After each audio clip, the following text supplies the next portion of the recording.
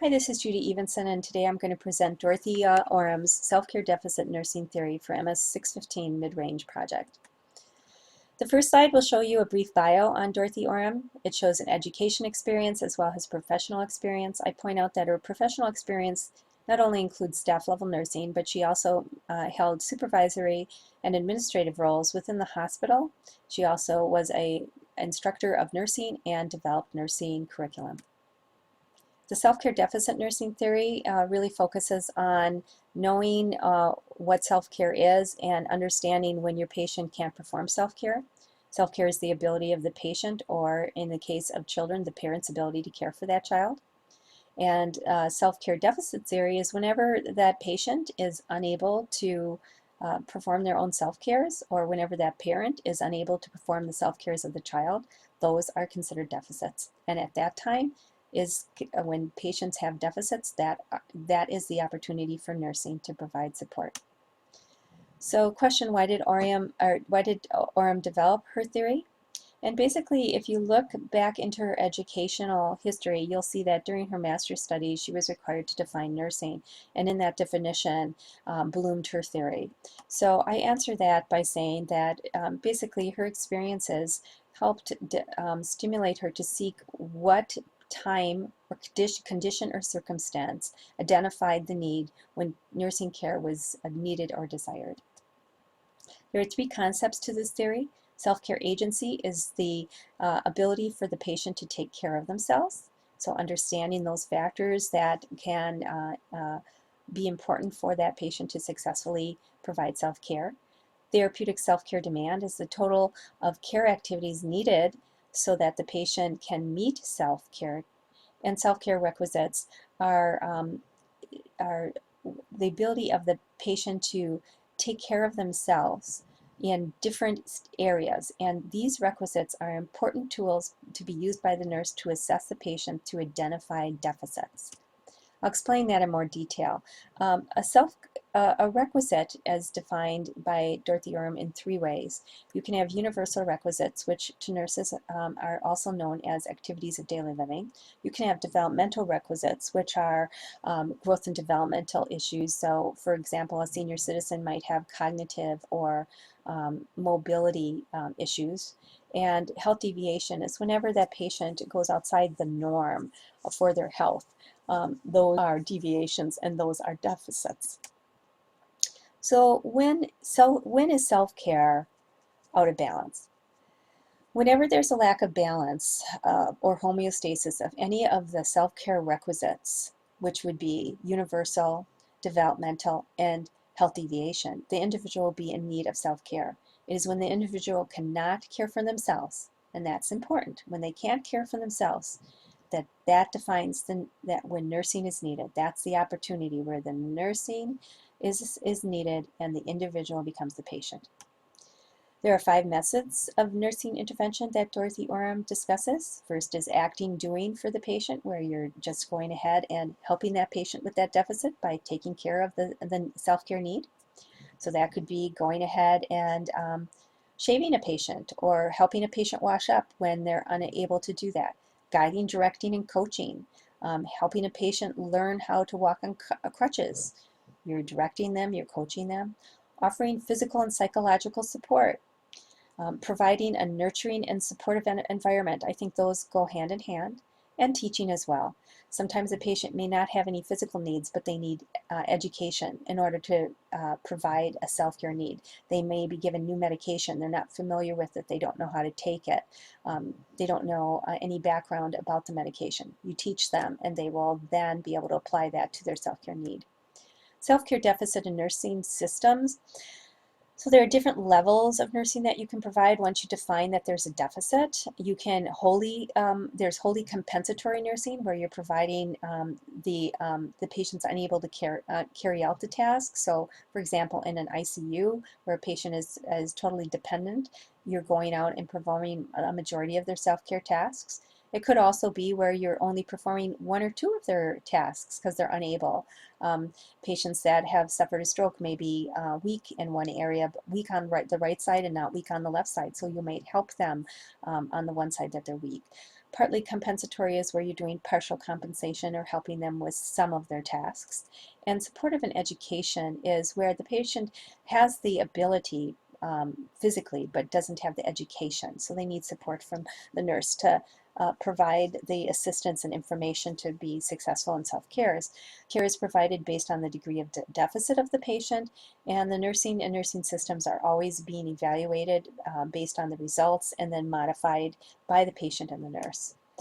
The main propositions are that that most individuals want to be self-reliant whenever possible. Understanding that is important so that we're providing self-care only for the deficits and not trying to take any of the self-reliance away from the patient. An individual's ability to provide self-care is based on the three concepts of self-care agency, or their abilities, self-care requisites, what can the patient do, evaluating that and determining where deficits may exist, and self-care demand. What healthcare self-care needs does that patient have? Influencing factors of self-care are age, culture, environment, and those are requisites. Nursing assessment is utilized to determine if the patient is capable of performing self-care. And nursing can offer education. They can teach the patient. They can also offer physical support. They can care for that patient and do the patient's self-care needs. They can do both. Nursing is an action. It can promote or provide patient care when the patient's unable to meet their therapeutic self-care demand. So when you look at an APN coming in to take care of a patient, this self-care theory really lends itself well for direct patient care. Number one, the APN can assess the patient's self-care agency by determining what is the patient able to do. And you do that by assessing their requisites, using the three requisites that Dorothy Orem defines to see where there might be deficits. You can assess number two by determining what healthcare activities do they need to perform to be successful in their health, and then determining if the patient can meet those. And number three, the APN then takes number one and two. They use this data from the assessment to form a diagnosis. They develop a prescription based on the level of care needed. It can be wholly, partly, or educative support to assist in the compensation of the patient's self-care need. And finally, four, they're going to implement the plan and then they're going to evaluate it. They're going to look at whether they're meeting goal. Is it effective? If not, they're going to modify it, and they're going to modify it with the patient to make sure that the patient is on board. So the case study I've introduced here is Tony is a 50-year-old male diagnosed with elevated cholesterol at a recent employer wellness screening assessment. He is recently widowed. He has one child who attends out-of-state college. He works as a factory product line manager on the night shift. He holds a technical school degree and is currently taking online classes through a local college for business. Tony states he has very few social activities since the death of his spouse last year, and I point out that that's an important factor in his recent change in health. So first, we're going to take those healthcare self-care requisites, and we're going to look at them to see if we can find deficits. And we see deficits in food and water, elimination, activity, and social. And these are the kind of things we'd expect. But right here, he's dealing with the grief and loss of a spouse. So we're going to try to drill this down a little bit more and try to figure out if this might be having some influence on his recent behaviors up here. Hazard prevention, we've determined that he understands the risk of having high blood cholesterol. He understands that there are cardiac and stroke complications. Promotion to normality, education, both patient and nurse will be focused on diet, exercise, and referral to grief counselor. Developmental requisite is trying to determine what developmental issues might exist that make Tony unsuccessful in meeting his health self-care demands. And what we've learned is he's able to cook, but he doesn't know how to shop for healthy foods, and he doesn't know when he's at a restaurant how to select healthy foods. We also point out that he was an exerciser, so that's very important. He's familiar with exercise routine, but until recently he stopped walking because his wife was his walking partner, and he's lost motivation. Health deviation. We're going to look at patient needs, and we've defined them as diet, exercise, and grief counseling. We're going to modify self-image, incorporate a change in his health status. We want to adopt lifestyle changes to reduce, we want to adopt lifestyle changes to reduce health risk, grief counseling and support assistance to assist with the adaptation to life without a spouse, and adjust lifestyle to accommodate changes with health status in the areas that we've talked about. Okay, so the Prezi's loaded, and it's In Search of a Patient-Centered Plan, Dorothy Orem's Self-Care Deficit Theory.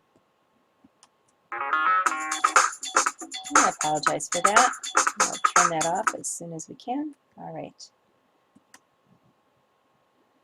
So self-care demand, what does your patient need? The APN will assess patient needs at this stage through active conversation, physical assessment, and they'll also review labs and other ancillary tests and tools that will be available.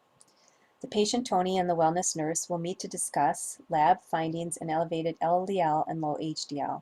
Risk assessment survey tools were completed by the patient to develop root causes, and the results were shared with the patient and discussed, at which time it was learned that the patient's recent behaviors may be the result of the death of his spouse. Self-care agency. Can your patient meet their care needs? It is during this phase that the APN determines if the patient has any deficits that may interfere with their ability to perform self-care. This is the time when we're going to bring our requisites and we're going to assess what requisites Tony can and cannot do. Tony and the Wellness APN, upon reviewing the results, have mutually agreed that losing his spouse, which was the primary caretaker in the family, has resulted in poor diet and exercise. The self-care deficits, therefore, have been defined as patient unaware of healthy diet options, and his emotional concerns have decreased his motivation to exercise. We also need to remember his wife was his exercise partner, and she is now gone, so he's lost his desire to exercise. Self-care theory, diagnosis, and plan. The self-care deficit theory aids the APN with diagnosis and designing a plan of care.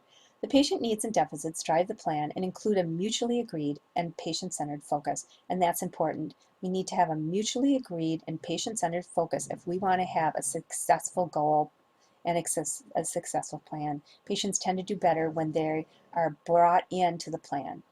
Patient Tony is advised that low cholesterol diet counseling, menu planning, along with restarting his walking routine can help reduce cholesterol levels. APN discusses options such as a dietary referral, community-based fruit and vegetable co-op membership, a referral to an exercise physiologist to assess and develop exercise plan, and referral to a group support on grief counseling. The action and reaction, otherwise known as plan implementation and evaluation. The APN helps the patient implement the agreed upon plan, and evidence is collected to evaluate its effectiveness. Patient Tony is elected to meet weekly with the employer's on-site dietitian and is enrolled in a healthy cooking class. He continues to struggle with returning to exercise routine, but has joined a grief counseling group. Tony has an awareness that exercise is needed, and this will be supported in future APN visits. We also must recognize that he did participate in exercise in the past, so there's great opportunity for him to engage again. And the fact that he is doing some positive things to deal with his loss of his spouse, we hope to get him back into an exercise routine in the future. So in conclusion, Dorothy Orem's theory of self-care deficit provides a blueprint where the patient's health needs and deficits are the foundation for the patient's care plan. And I end with this quote: "A goal without a plan is just a wish." Thank you.